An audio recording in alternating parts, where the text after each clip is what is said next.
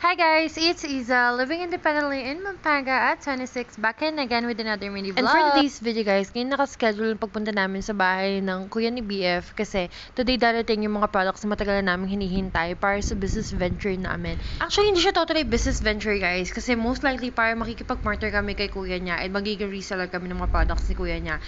Pero parang ganoon na rin siya kasi ang mangyayari dito is kukuha kami sa savings namin ni BF and ayun, yun yung gagamitin namin para sa products na kukuhin namin sa kuya niya. And then ayun, nung kinahaponan guys, ayun, nagkita na kami ni BF dito, pumunta na kami sa bahay nila kuya niya and then inayos yung mga delivery ng boxes para mas organized and mas maayos na yung makita yung mga stocks namin. And then ayun, ginabi na kami dito guys, so hinatid na lang ako ni BF sa apartment and then pag uwi ko, inayos ko tong cortina or itong carpet na mukhang cortina na nilaban ko. And ginupit ko lang yung dalawang sides niya. Kasi may butas talaga siya. Like, pwede talaga siyang gamitin pang cortina.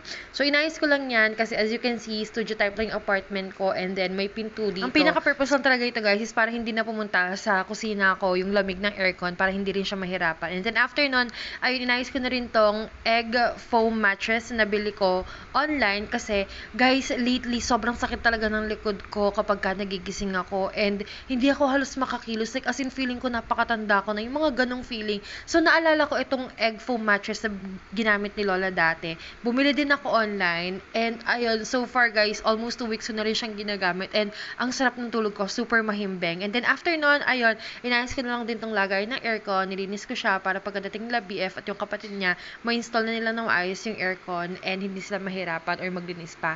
And then, ayun, after nun guys, nag-meeting lang kami saglit ni BF about sa mga pricing and all that ng products na kinuha namin kila kuya niya para alam namin kung magkano namin sila ibebenta. And then, ayun, kinabukasan nagsimba kami and then after ng simba, nagpunta ulit ako guys sa Chowking. Kasi alam niyo naman guys, yung nangyari sa akin the other time, yung diba? Feeling na crave ka sa chow fan na may siomai tapos yung darating sa'yo chow fan lang at saka yung wonton soup na in-order mo. But anyways, this time guys, make sure ko na tama na yung in-order ko and may siomai na dumating sa order ko.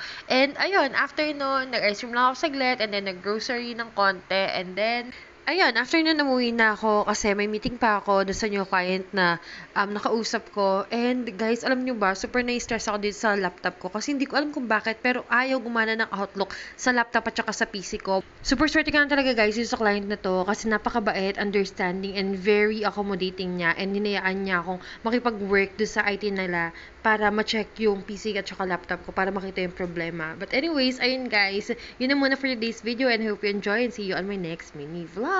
Bye!